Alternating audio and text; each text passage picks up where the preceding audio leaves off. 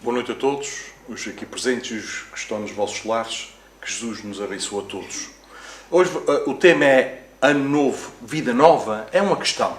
Nestes últimos dias nós vimos nas televisões, nos vários canais, muitos jornalistas nas ruas que interpelavam os transeuntes e perguntavam quais os desejos para este novo ano. E muitos diziam que o novo ano, que 2003, nos traga paz e saúde. E se a jornalista perguntasse, e o senhor por acaso é pacífico? Se ele dissesse assim, não, por acaso até fervo em pouca água. E o senhor, em relação à saúde, o senhor tem-se alimentado bem, tem cuidado com a alimentação, ou é uma pessoa otimista? E ele dizia, mas como é que eu posso ser otimista com tudo o que está a passar no mundo? Que Deus é este, que nos abandona desta forma? E em relação à comida, como de tudo, graças a Deus, dieta já para a minha mulher. E este senhor quer paz e saúde. A má notícia para começar a palestra é o ano não nos traz coisíssima nenhuma. Aquilo que a senhora Ana estava a dizer, que me roubou logo no início do Evangelho. O ano não nos traz, só nos trará aquilo que nós semearmos neste ano. Bom, então, nós geralmente, nesta passagem de ano, nós costumamos fazer muitas promessas. Mas então, por que é que não vamos ser um pouco mais humildes e fazer uma promessa mais do dia a dia, em vez de ser para o ano todo? Porque nós vamos chegar a um ponto, e não passam muitos dias, que nós já esquecemos as promessas quase todas. Mas prometemos muita coisa. Então, o que é que devemos então fazer? O que é que devemos fazer se queremos realmente uma vida nova neste ano novo? Temos que encetar por um processo de mudança. E porquê é que a mudança é tão difícil? Joana de Ângeles e o Livro dos Espíritos falam-nos nesse aspecto. Joana de Ângeles, no aspecto da sua psicologia, ensina-nos, de certa forma, a ultrapassarmos este obstáculo de mudarmos. Como mudarmos? No livro Palavras de Vida Eterna do Espírito Emmanuel, diz assim, só um pequeno trecho dessa mensagem, diz assim: janeiro a janeiro, renova-se o ano, oferecido novo ciclo ao trabalho. É como se tudo estivesse a dizer, se quiseres, podes recomeçar. De facto, recomeçar é uma bênção da lei de Deus. Se não vejamos, nós temos a reencarnação. Nós reencarnamos. É um recomeço. Vamos então, com isso o que é que vamos fazer? Vamos, de certa forma, vamos retomar novas atitudes, vamos corrigir erros e aprender algo novo. E temos que ter uma coisa muito certa, é que ninguém consegue mudar ninguém. Mas todos temos o poder de nos mudarmos a nós próprios. Isso é a boa notícia. Será que nós mudamos através ou por meio das resoluções do ano novo? Não, porque a maioria, como já tinha dito, viola estes votos pouco tempo depois. Porque mudar algo só porque mudou o ano não dá motivação nem força para agir. Então é necessária uma força maior, uma sólida esperança que induza à mudança. Então porquê é que nós desejamos tanta mudança e nós não damos o primeiro passo? Mas todos queremos mudança. O problema é que mudar é crescer. E crescer dói. E seja em que área da vida for, causa desconforto. Porquê que causa desconforto? Porque nós vamos mexer, vamos tocar em estruturas que estão profundamente enraizadas no nosso ser. No aspecto individual, exige deixar algo com o qual nós temos muito apreço. E dói porque exige abrir mão de uma situação conhecida por outra desconhecida e incerta. E, além disso, envolve riscos. Agora, abrir mão para uma nova aventura, para o novo, é uma autêntica aventura de exploração. E essa aventura de exploração exige de nós que aprendamos a dominar melhor os nossos medos. Porque todos nós temos medos. E dominar os medos é aquilo que nós conhecemos por coragem. Coragem não é ausência de medo, é dominar os medos que nós todos possuímos. Além disso, se insistamos por uma mudança, deixar um vício, por exemplo, nós vamos precisar de ajuda mútua, de ajuda de outros. Nós dificilmente conseguiremos sozinhos enfrentar um vício do álcool, do fumo ou de outras drogas. Além disso, temos que nos empenhar. Quando realizamos qualquer coisa, temos que nos empenhar. Além disso, capacidade de adaptação ao novo. E saber que é necessário ter uma visão do mundo, sabendo que este mundo está em constante transformação. E para aprofundarmos mais isto, teríamos que ir ao livro dos Espíritos, ao capítulo das leis morais, que são 10, na qual fala da lei do progresso. Tudo está em constante mudança. Vocês lembram-se naquela passagem do Evangelho, quando Jesus respondia àquele jovem que lhe perguntava: Mestre, o que é preciso para te seguir? Deixa tudo e segue-me. Ele cumpria com a lei civil toda. Mas o que é que ele tinha? O problema dele eram os apegos às coisas materiais e às pessoas. É claro que nós precisamos das coisas materiais para subsistirmos, mas que isso não seja pedra de tropeço para nós evoluirmos e continuarmos à frente.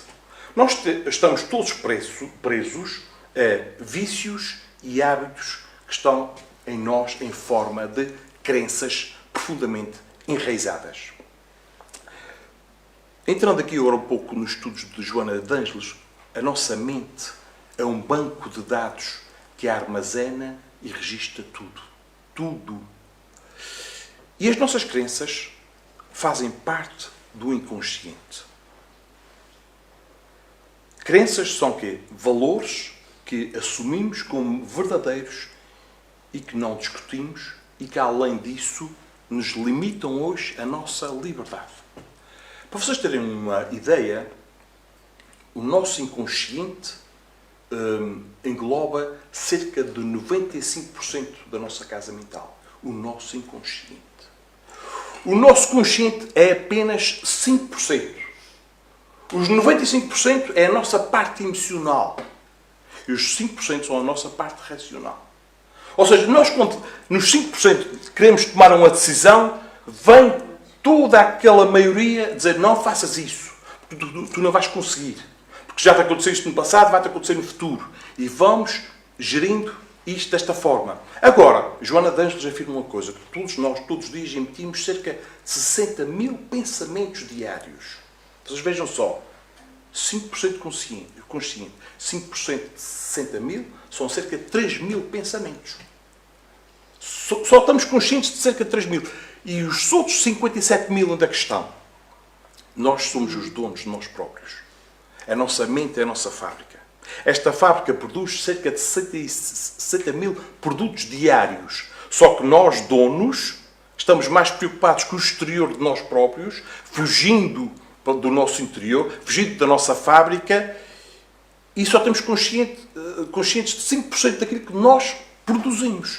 O que é que acontece? A fábrica chegou a um ponto que começou a produzir de forma automática. Automática.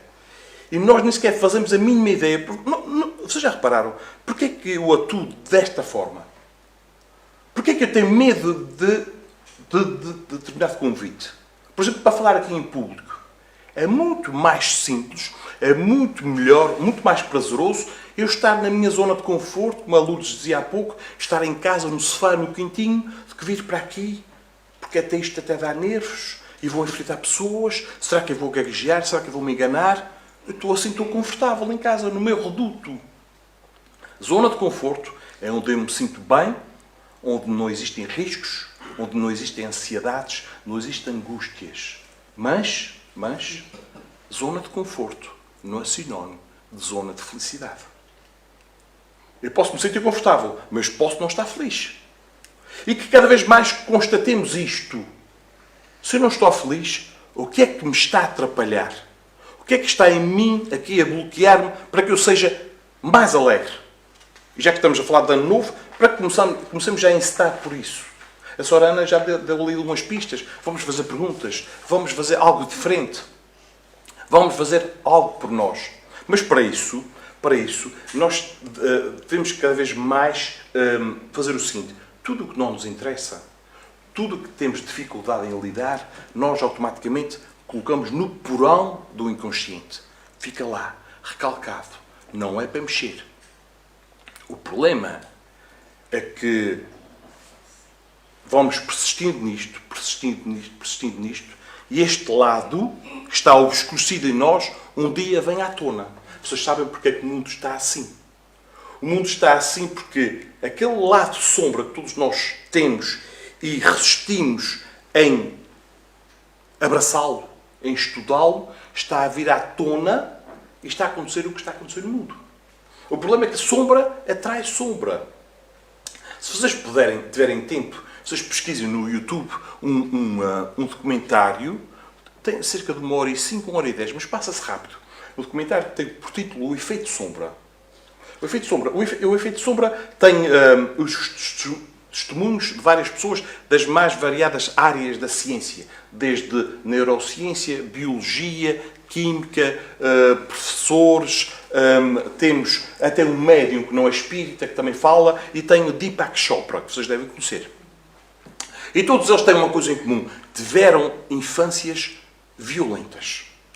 Foram violados, foram agredidos pelos pais alcoólicos, uns foram abandonados, quer dizer, tudo o que vocês possam pensar de pior. E eles, a determinada altura, eles começaram por fazer um processo, porque lá está uma coisa, nada acontece por acaso. Estes, hoje, homens, adultos, fazem palestras motivacionais para explicar o seu passado e ajudar a todos aqueles que estão a passar por aquelas fases. Portanto, de certa forma, são espíritos que já vêm com alguma moralidade do passado para terem essa capacidade de bagagem de passarem para aquelas violações todas.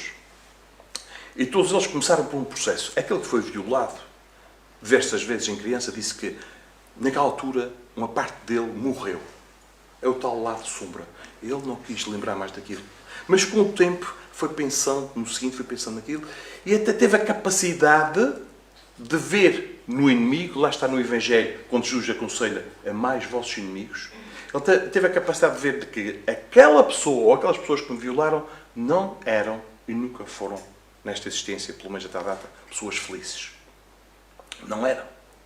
Ele começou por dizer, eu tenho que me perdoar. Eu tenho que me perdoar. Porque aquilo é passado, já passou. Aquela pessoa estava num nível evolutivo X. Eu estou no outro nível evolutivo. É claro que isto é traumático e leva tempo. Mas chorou-se, enfrentou-se àquela realidade, falou-se com grupos de apoio e hoje em dia todos estes adultos que já estão diferentes, estão muito mais espiritualizados, já estão hoje a testemunhar, sem medos, de falarem de si mesmos. E nós temos que, também, de certa forma, começar a olhar para o nosso lado, para os nossos lados menos claros, que nós recalcamos e que, de certeza, estão a moldar e a limitar a nossa atuação hoje em dia. Vocês vão reparar, quando vocês são solicitados para fazer determinada coisa, se calhar o vosso primeiro pensamento é eu não vou conseguir, ou eu não tenho tempo, ou eu não quero, ou não me apetece. Há qualquer coisa aqui que nos está a balizar, que não é do presente. Porque, vamos lá ver uma coisa, quando nós temos bloqueios, em termos espirituais, é aconselhado em bloqueios que nos anulam a nossa atuação presente, é, de certa forma, no meio espírita, por exemplo, e não só, é aconselhado quase como uma regressão para ir àquela causa, para desbloquear aquele problema. E nós depois começamos a ver, afinal, a minha atuação de hoje está recalcada em algo muito passado. Muito passado. André Luiz foi o primeiro que trouxe esta questão da personalidade congénita. E é isto que ele diz que falta a muitos estudiosos seguidores de Freud, que é esta coisa da personalidade congénita, que eles afirmam que a nossa personalidade atual nasceu à nascença. Passa o pleonasmo. Enquanto nós sabemos que a nossa personalidade atual é uma construção milenar, vem lá de trás e está-se a refletir hoje. Ou seja, se aquelas coisas do passado que nos magoaram e que nós relegamos ao nosso subconsciente, se não forem tratados, hoje vão-nos assombrar, entre aspas. São os nossos fantasmas do presente. Fantasmas são isso, não são espíritos. Fantasmas são algo que nós temos no porão do nosso próprio subconsciente e que hoje nos balizam, que hoje nos impedem de seguir em frente. Mas porquê é que eu tenho medo disto? Porquê é que eu não faço mais? É muito mais confortável estarmos na nossa zona que nós conhecemos há muito tempo. Existem paradigmas pessoais. Por exemplo, para não mudar. Eu já sou muito velho. Já não tenho idade para aprender mais nada de novo. Ouvimos muito isso. Mas velho para quê? Somos espíritos imortais. Podemos ser velhos no organismo, mas espiritualmente temos sempre capacidade de reter. Ou outro paradigma. Eu sou muito novo. Tenho muito tempo para aprender isto. Mas será que eu tenho mesmo muito tempo e sei o que é que vai acontecer daqui a meia hora? É melhor começar já. Ou então, outro paradigma pessoal. Nunca deu certo antes. Não vai dar agora. Quem é que disse isso? Que fundamentação científica tem isto? Nenhuma. Paradigmas profissionais. Quando nós entramos num emprego onde já existem pessoas, já há lá mais velhas, que nós tentamos fazer qualquer coisa e os mais velhos dizem: calma, que isto aqui foi sempre assim. Não comeces a inventar coisas novas, isto é sempre assim. E outros até já dizem: já tentaram, mas ninguém conseguiu. Paradigmas do trabalho. Pessoas que ficam presas ao passado. Nós estamos presos ao passado por questões tradicionais. E nós ouvimos muito dizer que a tradição já não é o que era. E não é. E ainda bem. Ainda bem que as tradições estão a evaporar. É claro que a tradição familiar era bom ser mantida. Mas outras tradições, há coisas que não interessam mais. É preciso mesmo que elas desapareçam. E vão desaparecer com o tempo, com estas novas gerações, com outras mentalidades novas. Estamos aprisionados ao passado por aquilo que os nossos antepassados nos transmitiram da melhor forma que sabiam. E ficamos presos àquilo. E também estamos presos àquela questão: eu tenho o meu feitio e sou assim. Eu sou assim. Não é? Portanto, nós sabemos que as dúvidas e incertezas trazem medo de mudança. É claro que trazem medo. Mas medo, angústias e outras questões são processos naturais. Se nós não sentíssemos nada disso, isso é que era estranho. Agora, tudo isto, essas sensações que são menos boas para nós, mas que são necessárias para o nosso conhecimento, são importantes e devemos tomar nota disto e devemos cada vez mais ter consciência. Porquê é que eu estou agora assim? Não será um convite para nós modificarmos, para nós avançarmos.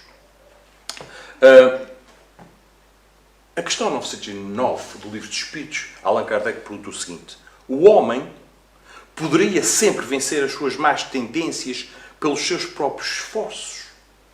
Mudar. Eles respondem: sim. E algumas vezes através de pequenos esforços. Eles dizem: pequenos esforços. O que é que nos falta? A vontade. E eles acrescentam: quão poucos são os que se esforçam? Vontade. Para encetar pequenas coisas. Não precisa ser para o ano todo. É hoje. Hoje eu vou fazer o esforço de não dizer palavrões. Hoje vou fazer o esforço de não comer o tal doce depois do almoço. Hoje vou fazer o esforço de sorrir mais. Hoje vou fazer o esforço de tomar a iniciativa de cumprimentar outra pessoa. Hoje, agora. Pequenas coisas. Pequenos esforços. Agora, todos nós temos a nossa zona de conforto. Todos nós temos a nossa zona de conforto. Se está aqui na associação falou uma delas, também temos que fazer como a senhora, temos que fazer perguntas. Fazer perguntas. Que isto não seja uma zona de conforto, mas que isto seja uma zona que nos incite a melhorarmos e a espalharmos a semente lá fora.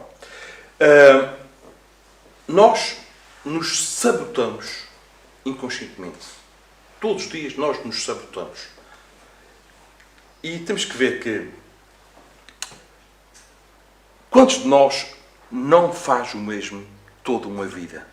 Sempre as mesmas coisas.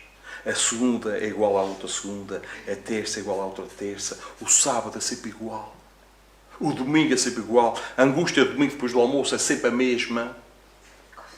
Sempre a mesma. nós reparamos que nós prometemos muita coisa na passagem de ano e geralmente aos domingos à tarde, para começar na segunda. E nós sabotamos, sabe porquê? Eu amanhã vou fazer dieta, então se eu amanhã vou fazer dieta, hoje vou comer bastante. E eu vou comer aquele doce que este eu gostei de comer. Mas amanhã vou começar. Isto é sabotagem, autossabotagem. E nós vamos assim de quanto. É por isso que nós precisamos, nesse processo que incitamos de mudança, quando quisermos incitar para esse processo de mudança, vocês sabem que é a parte mais difícil de todas, da mudança. É tirar um tempinho para nós, para decidirmos mudar. É a parte mais difícil de todas. Porque nós, o que é que vamos acontecer? Vamos empurrando a vida com a barriga. Logo se vê, logo se vê, logo se verá. E depois vê-se o que é que está a acontecer aí. O pior passo da fase de mudança é tirar um tempinho para, ok, isto já não serve mais, eu vou parar. Não é como aquele que diz assim, eu amanhã, em vez de beber 3 copos, vou beber só 2. Depois engana-se, depois só 1. Depois o que é 1 é do tamanho dos 3. E vai para lá. Ou fumar devagarinho, começa a acabar. Há coisas, por experiência própria, tem que ser, essa palavra é um bocado pesada, mas tem que ser radicais. E muitas vezes a lei divina tem processos automáticos de correção. A lei divina tem processos automáticos de correção. Nós dizemos muitas vezes, e eu, pessoalmente, isto é só uma opinião e não passa disto, muitas vezes dizemos assim, ou nós evoluímos ou nós estagnamos, porque regredir é impossível. E é. Eu acho que nós não estagnamos nunca, nós evoluímos sempre, porque nós estamos... A Joana de Ângeles disse, 60.000 pensamentos por dia. Eu estou a trabalhar sempre. Eu estou sempre a trabalhar. Sempre, sempre, sempre, sempre. Mas quando nós estagnamos, o que é que vem depois de uma longa estagnação? Vem uma sensação de tédio e ócio chata. Esta minha vida está a ficar chata. O que é que nós começamos a fazer? Começamos à procura de coisas para nos alegrarem fora de nós. Bebidas, festas, compras e por aí fora. Até falar mal dos outros também nos alegra um bocadinho. Procurar fora de nós. Irmos para fora. Em vez de estarmos cá dentro. E a partir daí, se nós não mudamos, pelo ócio ou pelo tédio, vem a dor. Se nós, mesmo assim, com a dor, não quisermos mudar, o prolongamento da dor transforma-se em sofrimento. Sofrer. A dor é obrigatória, porque faz parte do crescimento, é natural. O sofrimento é uma opção nossa. Eu gosto de sofrer, eu vou continuar a sofrer. Pronto. Eu vou continuar a aumentar a dor, vou sofrer. E a partir daí, então, quando batemos no fundo, vem a transformação e a necessidade de mudança. Mas é muito melhor é quando aprendemos com os erros dos outros. Olha, aquele fulano fez assim, percorreu aquele caminho e caiu naquele poço. Porquê é que eu não faço o mesmo? Em vez de percorrer aquele caminho, já não vou para ali. Eu vou cometer um erro diferente daquele. Aprender com os outros, não é? Carl Gustav Jung afirmava o seguinte, quando falávamos daquele efeito sombra. Ele dizia assim, que conhecer a sua própria escuridão é o melhor método para lidar com a escuridão dos outros. Quantas vezes já não nos aconteceu, nós criticamos algo no outro e mais cedo ou mais tarde caímos no mesmo erro. Afinal, eu não era infalível. Afinal, eu sou falível, eu caio. O que é que acontece com isto? Nós passamos a respeitar muito mais aquele que nós julgávamos antes. Eu também caí. Muitas vezes é necessário estas lições para respeitarmos os outros. Nós somos regidos, apesar de já sermos monoteístas, ainda somos regidos por heranças politeístas. Por exemplo, 2 deuses da mitologia grega, que têm a ver com o tempo. O tempo do Cronos, o deus Cronos, e o deus Kairos. O deus Cronos é este que nos fez festejar a volta do nosso planeta, à volta do astro-sol. 365 dias, basta festejar esta volta. Também é aquele deus que trabalha na rotação da Terra em volta de si próprio. 24 horas, o dia e as noites. É preciso, para o nosso patamar evolutivo, termos este tempo cronológico, para nós nos organizarmos, disciplinarmos. 8 horas para trabalhar, 8 para dormir e outras 8 horas livres por aí fora. Agora temos o Kairos. O Kairos, que é isso? É a forma como eu vou utilizar o tempo cronológico. Que qualidade é que eu vou utilizar nesse tempo? Vou usá-la com o ócio? Vou usá-la com coisas úteis? Vou usar para me mudar? Ou o que é que eu vou fazer? São os tempos. E se quisermos, de facto, melhorar, todos nós temos telemóveis. Nos telemóveis existem agendas. Não precisam ser agendas físicas. Eu gosto muito de papel. Por exemplo, tínhamos aqui uma agenda aqui em cima da mesa. Nessa agenda, quando nós tirarmos o tal tempo difícil para nós incitarmos a mudança, primeira coisa, tomarmos nota, organização. Organizar. Como é que eu vou fazer isto? No segundo ponto, quais são as prioridades? Ou seja, o que é aquilo que está mais ao meu alcance que eu posso mudar mais facilmente? 909, questão do livro dos Espíritos. Pequenos esforços. O que é que está mais à mão de mudar? O que é que eu posso fazer hoje? E, em terceiro lugar, nos comprometemos com aquilo que nós queremos fazer. Compromisso, o que é difícil ainda para muitos de nós. André Luís diz assim: aproveita cada hora preciosa de cada dia da tua vida. Nós podemos fazer mudanças na nossa própria casa, mudanças físicas, que nos ajudam também, de certa forma, mentalmente a limparmos o nosso porão. Nós estamos agarrados às coisas. Vocês querem ver como nós estamos agarrados às coisas? Quem é que daqui tem roupas lá em casa que não usa há mais de 6 meses? Será que é com a esperança de usá-lo mais uma vez? Se não usa há mais de 6 meses? É para usar para o fim de semana que vem. Se tem sapatos que não usa há mais de 6 meses, para que é que não doar essa roupa? Não é? Há mais de 6 meses. Pá, aquilo já está lá a atulhar o meu armário. Mas aquele atulhamento do armário é um reflexo da minha casa mental. Eu estou atulhado aqui. Não me livrei, ainda não me desembaracei da minha roupa velha, que já não uso há muito tempo, que está aqui dentro. E está doida para sair. Ok? Vamos fazer pequenas limpezas. E nas relações interpessoais, para este ano, para este dia, se quiserem, começar por ver o lado bom das pessoas. Toda a gente tem um lado bom das pessoas. Nós, quantas vezes estamos com os amigos, dizendo assim, o fulano fez isto, ajudou bem aquela pessoa, mas é um tal falar mal dos outros que é uma coisa séria. Acabamos sempre a história assim. E isto é que nos dá prazer. Para quê? Para nos sentirmos superiores a ele. Mas somos inferiores. E porquê que não começar a dizer, olha, o fulano fez tanta asneira este ano, mas até que é bom coração. Já ouvia fazer muitas coisas boas. Às escondidas, de forma que a mão esquerda não sabe a que faz a mão direita. Começar a ver o lado bom das pessoas. Outro ponto, buscar o entendimento. Ou seja, num diálogo, lá está o pequeno esforço. Neste diálogo que eu vou ter com aquela pessoa, eu vou tentar, perante aquilo que ela diz, não reagir. Que não me levantem os azeites. Vou ouvir a pessoa até ao fim, mas não vou reagir. Que eu seja água na fervura. Segundo ponto. Terceiro ponto, ser mais transparente. Porquê que eu tenho medo numa relação de falar das minhas imperfeições? Porquê que eu tenho medo? Será que a outra pessoa também não tem imperfeições? Será que eu, ao dizer isso, não vou dar aso, abrir uma porta para que a outra pessoa veja em mim também uma facilidade em se abrir o seu coração e pôr cá para fora o que é que lhe preocupa, o que é que lhe assusta? Nós temos muitas vezes conversas muito superficiais. Superficiais. Estás bom? Está tudo bem? Não está tudo bem. Não. Quantas vezes vamos na rua e uma pessoa diz assim, não está tudo bem. Isso é raro. E quando uma pessoa disser isso, chegar ao pé dela e dizer, o que é que não está bem? Queres falar? Mas está tudo bem? É sempre para a frente e para trás. Está tudo bem. É um automatismo. Mas não está tudo bem. O mundo está bem? Há qualquer coisa que está mal. Numa quarta fase, quando fizermos alguma coisa, lá está o kairos no cronos, dar o melhor de nós próprios. Impregnar o trabalho de qualidade. Nós somos seres perfectíveis. Nós somos todos seres perfectíveis. Porquê é que fazemos as coisas para despachar? Porquê é que eu não coloco amor naquilo que eu estou a fazer? Quanto mais eu colocar amor naquilo, o subconsciente vai desvanecendo e o consciente aumentando.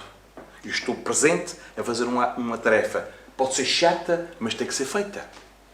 E quanto mais chata for, mais necessária é para nós, porque requer de nós outro esforço que está adormecido na zona de conforto.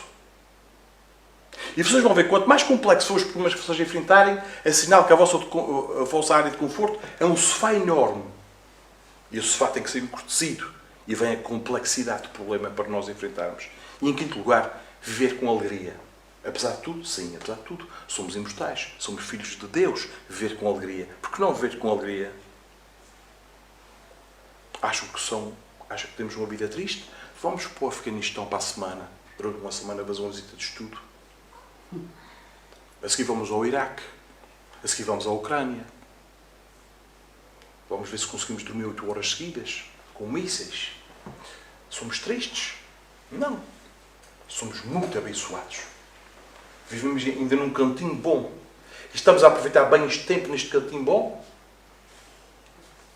É uma escolha. Nós podemos mudar já hoje. Hoje agradecer mais.